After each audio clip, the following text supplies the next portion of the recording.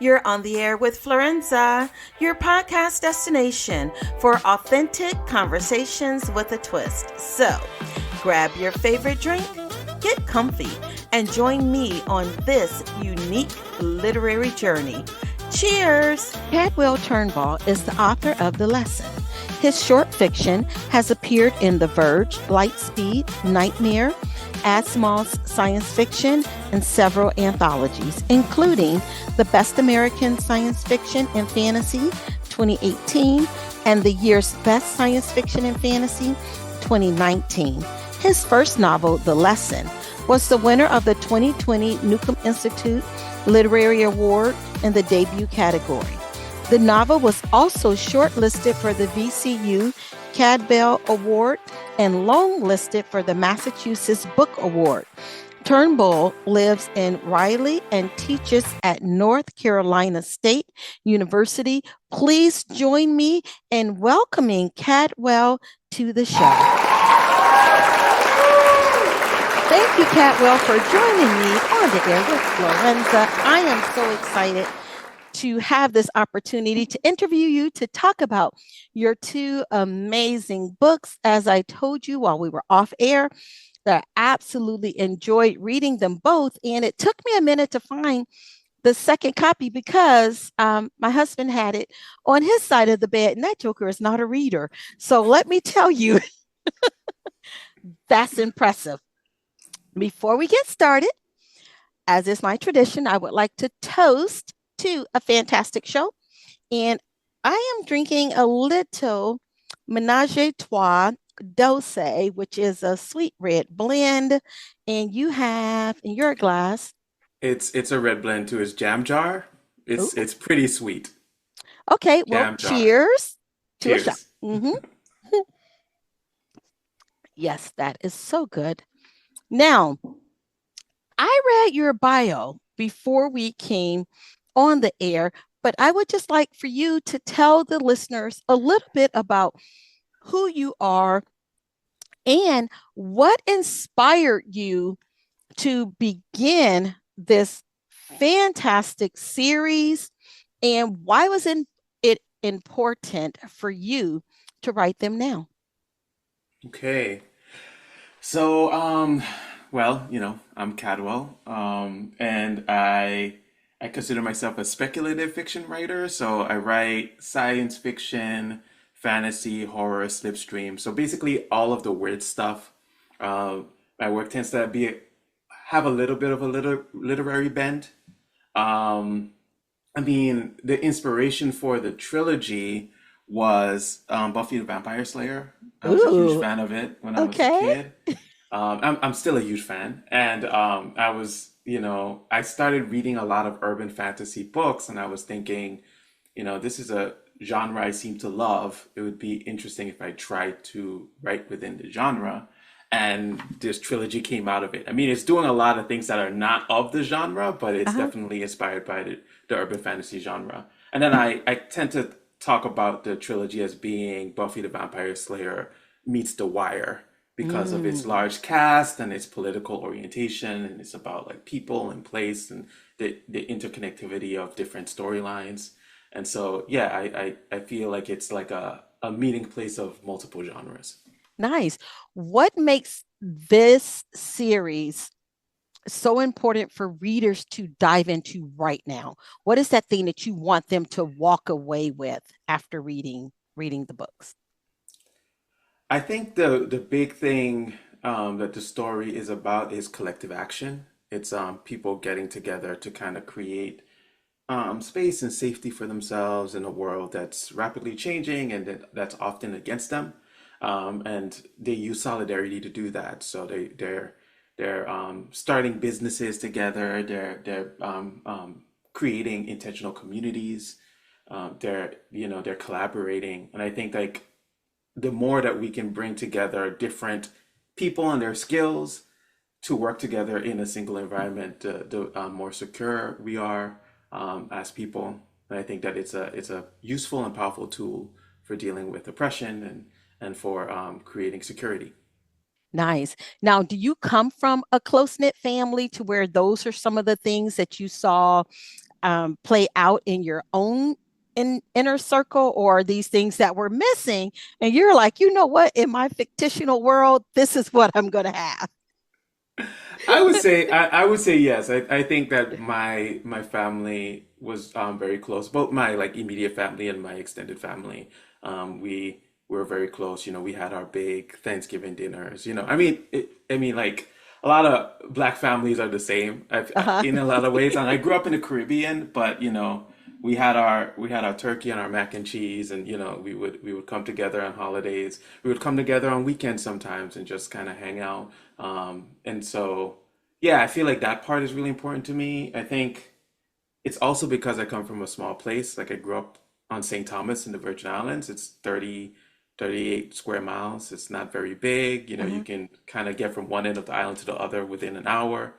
And so community was a big part of it. Like you meet somebody and immediately they'll be like, who's your people? You Yeah. know?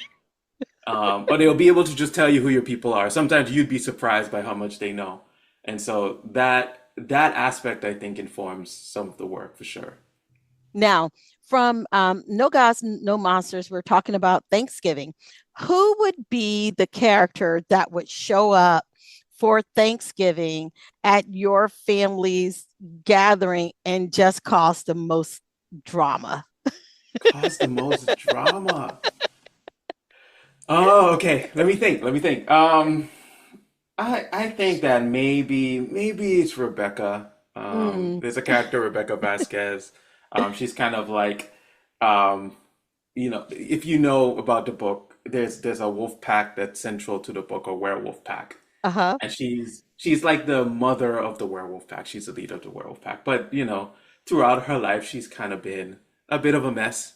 I think that she's now in her phase where she's like not so much, but I think some of that personality still remains where she likes to stir stuff up and cause controversy. And so maybe Uh-huh. Rebecca, maybe Yeah. Rebecca. And she comes in kind of quiet in the book, so you don't even get a chance to realize how powerful her role is until it begins to unfold. How difficult was that um, in terms of building up so many dynamic characters and creating this space where they can have their role but not overshadow each other? I mean, I don't know if I'm successful at it. I think the thing, I guess that I did a good job in the sense that when I talk to people, different people have different favorite characters, Hmm. right? Hmm. So they're like, I really with Ridley, or I really connect with Rebecca. You know, lots of people really connect with Dragon. So I feel like giving them giving each individual character something for people to latch onto. I feel like their backgrounds are very specific and very individual. Their personalities are very specific and very individual, and then they interact with each other in very interesting ways. I think that allows for people to kind of gravitate to different characters within the story. And I think that's the best you can ask for with an ensemble. Yeah. I don't know if like every reader will love every character, but they definitely have their favorites, and I think Yeah. that's good. Yeah. And you don't want them to love everyone because somebody has to get on our nerves or else the book is boring, right? Like we Yeah, want of course. somebody, we Of love to course. hate somebody. Right. Nice. Now, with the characters, did you find yourself drawing from your own personal personality, or are there individuals in your life that you're like, you know what? Yeah, this is who you are about to be in this story. I mean, I always draw from experience. So some of it is, you know, like there's different aspects of all the characters that are me. So like I feel like Dragon is a little bit of me and Ridley's a little bit of me. Cal is maybe a lot of me. Uh-huh. Um and then, you know, I pull from family as well. And then I also for definitely for the first book in particular, I interviewed people. I just talked to people about you know, there's which character am I thinking about? Harry is a bee scientist, Uh-huh. and I talked to you know someone that studies bees, and we had a you know a long conversation about bees. And this person also did woodworking, and so I talked to him about woodworking, and that became like a key feature of like it's a hobby that Ridley has, and so like talking to people, drawing from my own experience. I did a lot of reading. In the second book, there's a character named Alex who's a CIA agent, Uh-huh. and I read CIA books, you know, Okay. I read like a CIA memoir, and that was a huge influence for Alex's character. Nice. Now, shifting just a little bit, because I do have a lot of authors that listen into the podcast. How important is it for them to understand exactly what you just said in terms of stepping away from the story and researching those elements of the story that makes those characters believable? I think it's really important. I had a conversation with, um, I went to a workshop, a science fiction workshop, and at the workshop, this was early on when I had not started publishing work yet, and I had a conversation with Ted Chiang, who is a pretty well-known science fiction writer, and I was asking him about a particular story of your life, and he was talking to me about the influences and the inspirations, and a lot of it was him talking to people he interviewed. The main character is a mother of a daughter, and he interviewed mothers and daughters to help inform the story he was telling. And he also did a lot of reading on linguistics, and it took him 7 years to write that story because he was and it's a short story because he was doing interviews and he was doing reading, and he did that kind of work before he was able to get it done. Uh-huh. And that just stuck with me as something that I didn't consider as a part of like being a fiction writer. That I just started incorporating a lot more. Like I'm very, I'm an advocate of like you don't have to make it all up. You can borrow from the world. You can talk to people. You can fill your own gaps. Hmm. Hmm. By investigating. Yeah. It's not just something you do with creative nonfiction. And that's so good. That is so good. 'Cause sometimes we think with it being fiction that we have full autonomy to just make it up, slap it against the wall and hope it sticks. But Mm. that makes a great read is a book that has those elements that resonate with us no matter what it is. Um, how do you approach writing the diverse array of mythical characters in a book? And what was the most difficult character or um, creature to create before you sat down to write? This is a really good question. Thank you. I mean,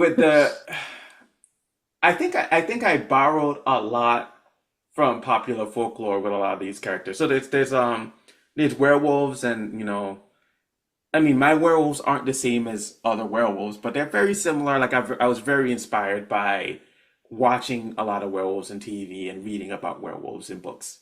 And so that the werewolves I feel are pretty easy to grab onto if you're familiar with the trope of the werewolf. Um, so I feel like similar with the vampires, though I play a little coy at first with who exactly are the vampires, like which characters are vampires. But Uh-huh. the vampires I feel like are pretty basic. There's a character, her name is Sonia, and she's a Sukuyant or Sukunya. This is a Caribbean monster. So Uh-huh. it's kind of like a mix between a vampire and a Selkie. She can remove her skin. And I make her invisible, so like when she removes her skin, she's invisible and you can't see her. This is not, I don't believe, a part of the popular folklore for the monster, but was something that I thought, oh, that makes sense and that would be fun. And I kind of have her as this kind of assassin spy character, which was a lot of fun to do. Um, and challenging because you got to remember the rules of the character Correct. and what powers that she has and all that stuff. And it's kind of interesting and fun to play with her because you never know when she's in a room. And so sometimes characters will be interacting and then you'll see something move or something Uh-huh. will appear and you'll Uh-huh. know Sonia was there hanging Uh-huh. out in the background, which was a lot of fun to do. I think the hardest the hardest monster has been Dragon, also a shapeshifter. He's a dragon shifter. And so he's sometimes a boy and sometimes he's like a dragon, or parts of him is inspired by a dragon.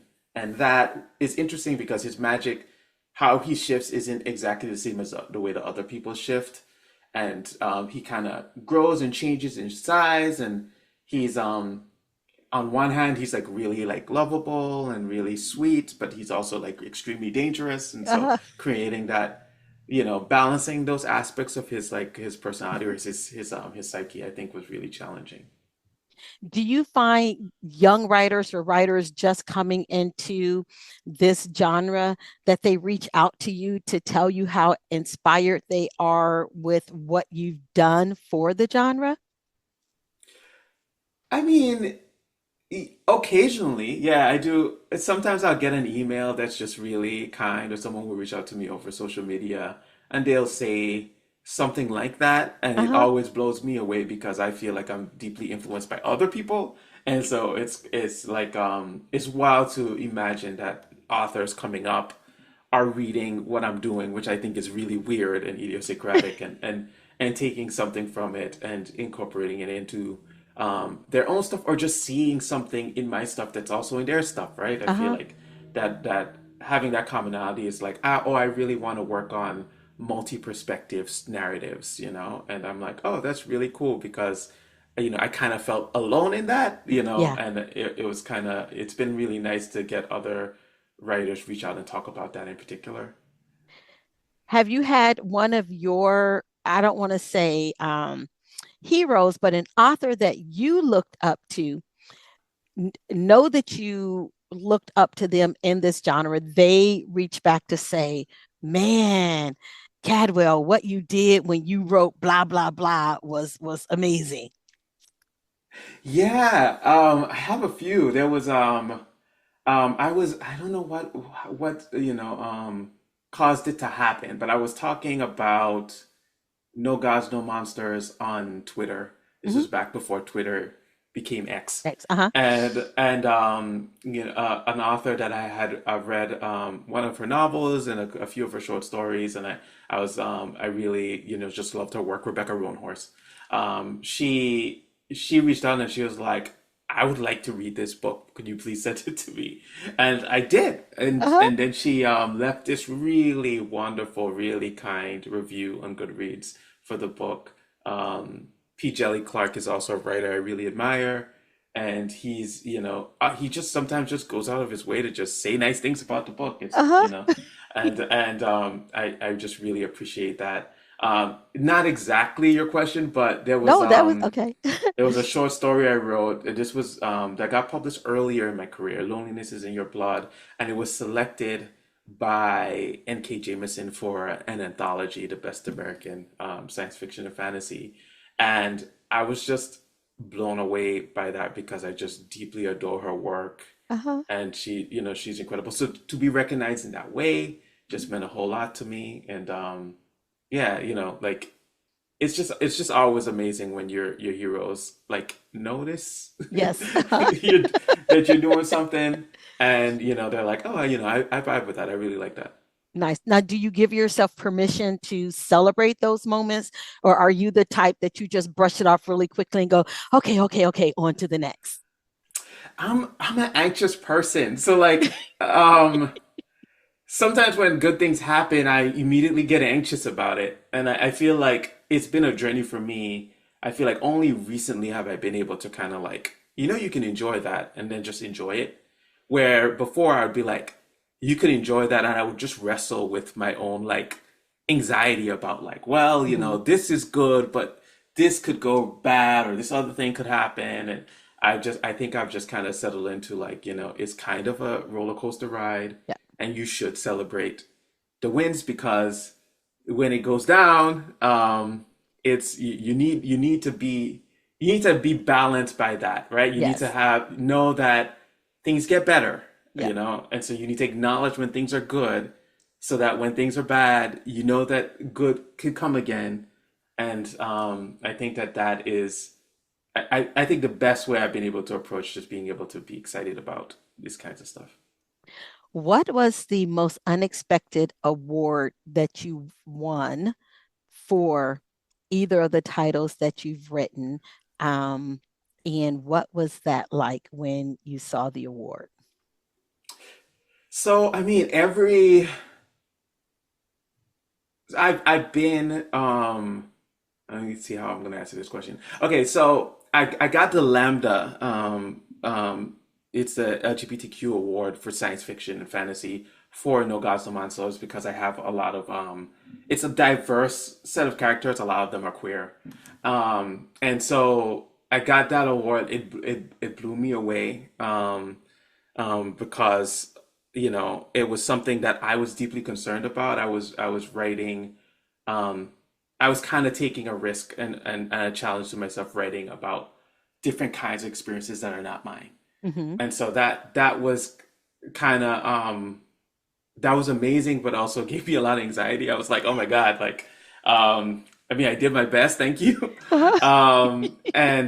And then for The Lesson, which was my debut novel, I got a Newcomb Literary Award, and that was just amazing and mind blowing because it was a prestigious, speculative award, and I just did not expect to get that much love for a project, especially it being my debut. I just had very like I would say very realistic, goals for where the book was going to go, and then it just kind of really deeply exceeded my expectations, and so that was just mind blowing for that to happen.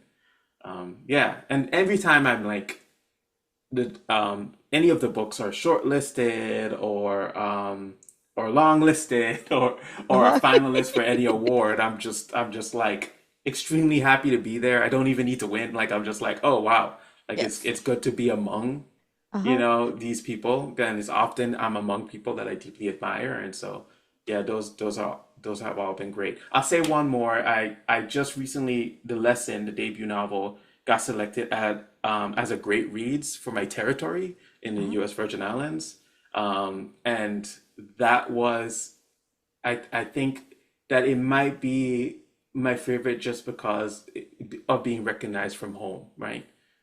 It was like my people saying, "Oh, you did a good job," and Yes. so that meant a lot to me.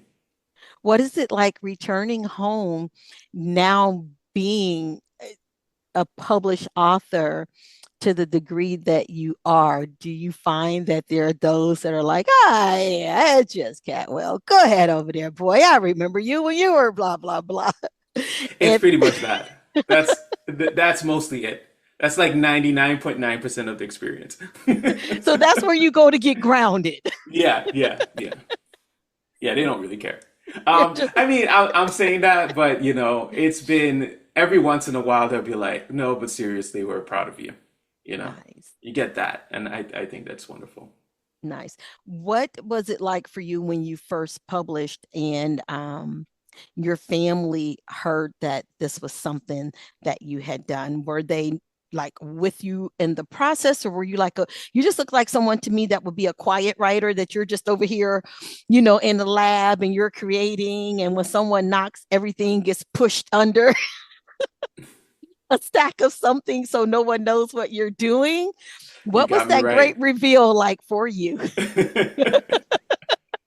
How are you so accurate? Okay, so I had a cousin. I had just posted something. I'll show you. I worked on a project with four other authors under a pseudonym, Darkly Lem. Uh-huh. This is also coming out with the same publisher, and I posted about it on Facebook, and it was like probably my first post in like 6 months or something.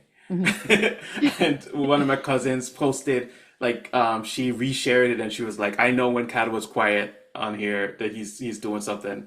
And she just expressed how proud she was. And so yeah, no, it's usually that they don't know what I'm doing, and then I'm like, hey, I'm doing this thing, and they're like, oh, that's great, and then they're very supportive.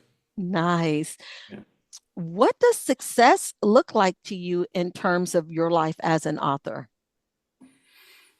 That has been kind of like a moving bar. Um, I think so. I came out of an MFA. I got my MFA from North Carolina State University. And being from an MFA, you kind of have this certain idea of what success looks like. Mhm. Because I mean, it's an institution, so they kind of ingrain with you like, well, this is how you build a career, and this is what a career looks like. And the examples that you see and the mentors that you have are people that are doing it a certain way. And and that was, a huge inspiration for me. But I had to learn that all of those things might not be my journey, and that my journey might look a little different, and Mm-hmm. that was something I had to in some ways learn the hard way. I taught for a while, full time. I had a tenure track position, and it was just really hard to juggle like life stuff. Like, me and my wife were separated by states. Like, she was finishing up her PhD, and I was in North Carolina. And work, I was doing the writing. I was writing my own personal stuff. I started an author collective. It's the book that I just showed you was a part of that author collective.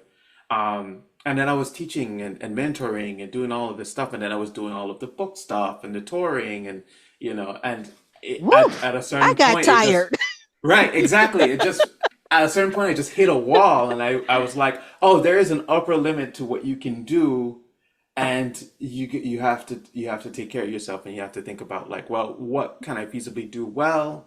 It's also like just being a responsible person, right? And so, Yeah. like, I just, over the course of, I would say, like, the last few years, it's just been me slowly coming to the conclusion of, like, what kind of pace works for me.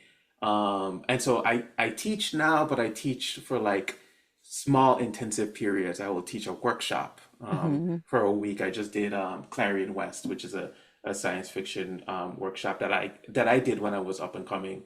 And that was a week, and you work with like 18 students, and you read their work, and you facilitate the workshop, and that was amazing. It was exhausting, but it was only a week, right? Yes. And so I now know that I can do stuff like that. I can maybe do something for, 3 months. I could teach a class.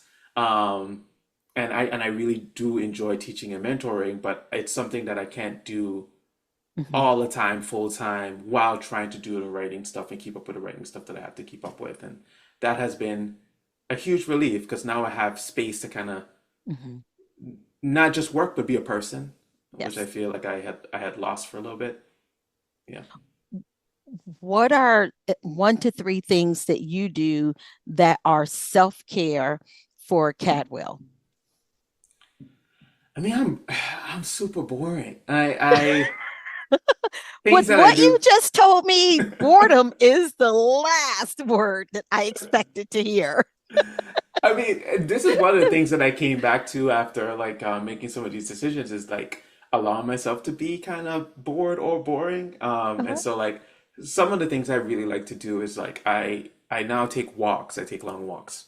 Uh-huh. And sometimes I'll just listen to something while I'm taking a long walk. I'll go to, like, there's like a bog nearby. It's like a nature path, and I'll just Uh-huh. walk around and read or think.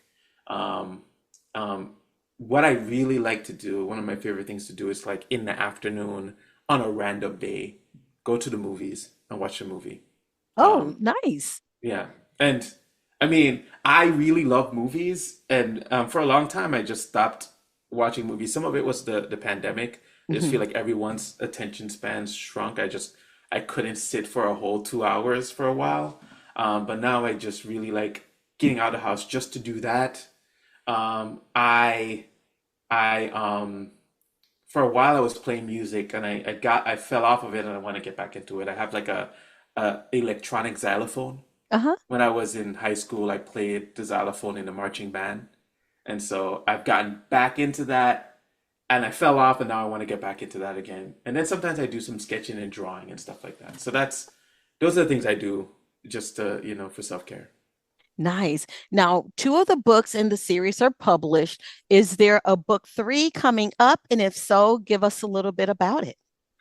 So the book three is coming out in September of next year, 2025. It's called A Ruin, Great and Free. And it's the final book of the trilogy. It's also, I like to think it's like the closing of the first four. This fourth book is not just the conclusion for the two books in the trilogy, it's also in conversation with the lesson. And so, Oh, yeah, it's very, one of my favorite writers, Emily St. John Mandel, has this like literary multiverse thing that she does, and it's kind of fun to read books and be like, oh, that's a character from her previous book, but now this is a totally different universe where this character is different. Uh-huh. And there's a lot of that going on in the trilogy as well. And so this last book is in conversation with the lesson, and sort of that way I want to say it without spoiling it. But it's to me it's like a closing point for all the first part of my career, right? So like this book is like closing a chapter, and then like there's a project I want to do afterwards. It's kind of like an opening of a new chapter. And so that's coming out in September. I'm excited about it. Just N- finished edits for it last week. Yeah. Nice. Now, without giving anything away, did you feel a sense of loss or a sense of excitement when you finished the the closing book for? Excitement. Mm, Excitement. I relief. A lot of relief because I just, you can I mean, part of it, I pitched the books to my publisher, and they were like, "Okay, go write it," right? And I didn't know I could actually pull it off. I said I could do it, but if you're working on a project, I feel like it's actually good if you're not sure, if it stretches you a little bit. yes. And this stretched me a lot, and so it Uh-huh. was it was a huge challenge. And so relief was, I think, my first feeling that I was like, oh, I landed this plane. The plane is still intact. Uh-huh. It's No not, casualties. yeah, it's not a mess. Like, and so like that relief was there, and then there was excitement about like, okay, I'm really excited to see what readers think about this last book, and it answers a lot of questions. I think as a writer, I tend to lean on mystery. And so Uh-huh. there's a lot of questions I open up in the first and the second book. And this book has all the answers. Okay. And so I'm like excited to I'm excited to see what readers think about the answers that I give them.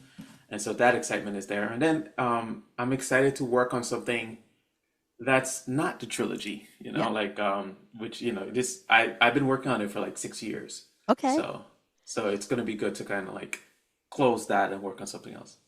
Did the second door opening stretch you as much as the first, or was it something that built upon the growth that's taken place from that, oh my gosh, I think I can, to holy crap, I did it? And now you're in this space where all of you has entered. Do you feel that you're on this trajectory to become all of who you never thought you could be? Or are you now at that point of, dang, it's got to be bigger and better and broader and deeper, because that's how you kind of were birthed into the literary community? It's a very, very, very good question. You would not believe how often I hear that. I it's kind of both. So like it's having done the trilogy, and the trilogy is really big and bombastic, right? It's like once the lesson did well, and they were like, okay, what do you want to do next? I kind of threw at them my greatest dream, right? Like I'm like, here's the thing I want to do, and I put everything into it, right? Uh-huh.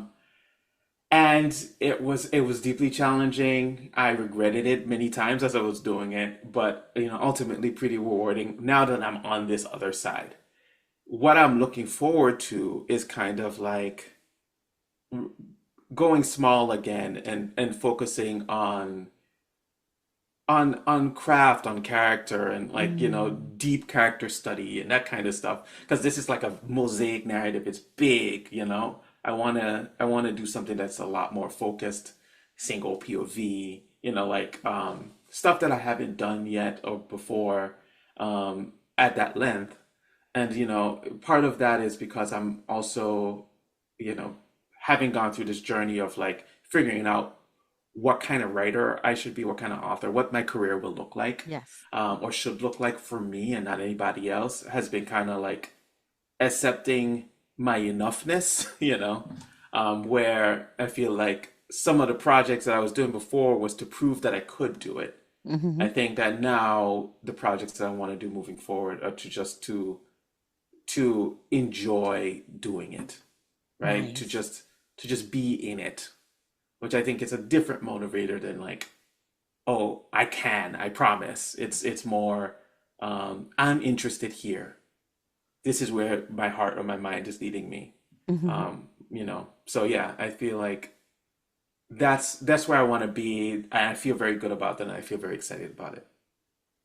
If you can go back to Cadwell, who opened his mouth and said, "Yeah, this is what I want to do," that birthed the trilogy. If you can go back to him and thank him or give him words, what would those words be?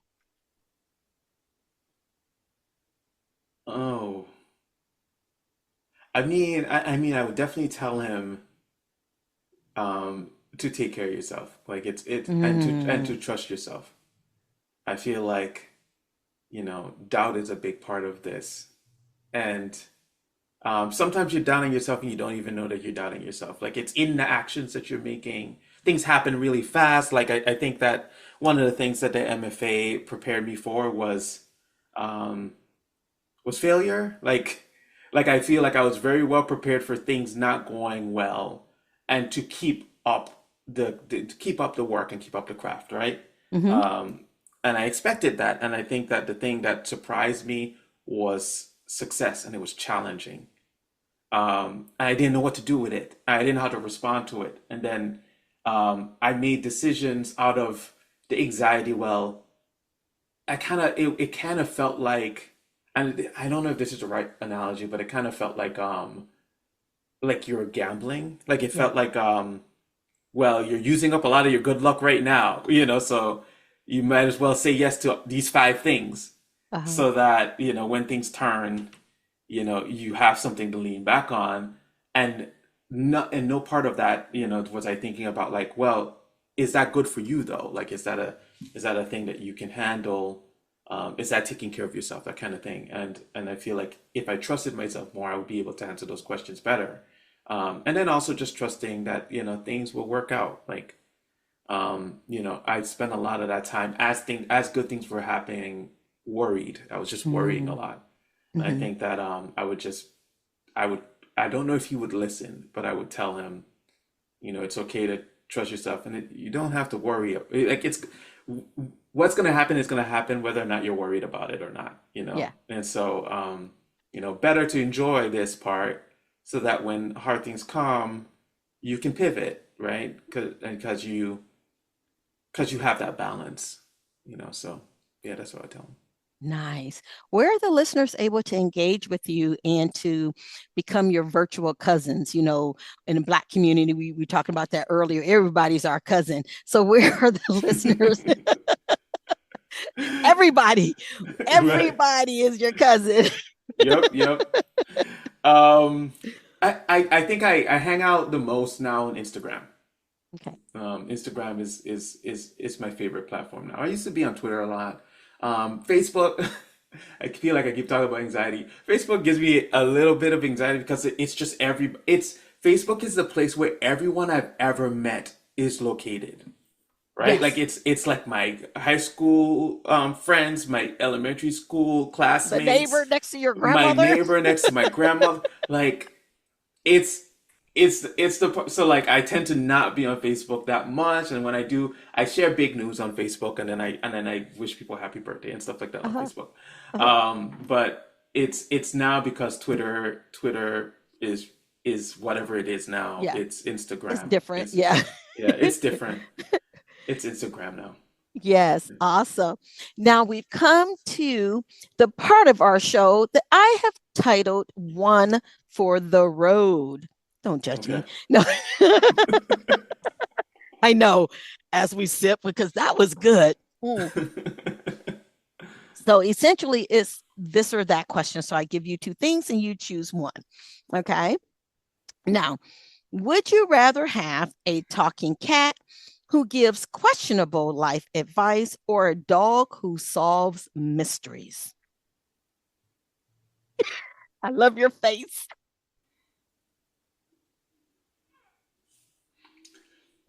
All right, I have to talk through it a little bit because the cat is the fun option.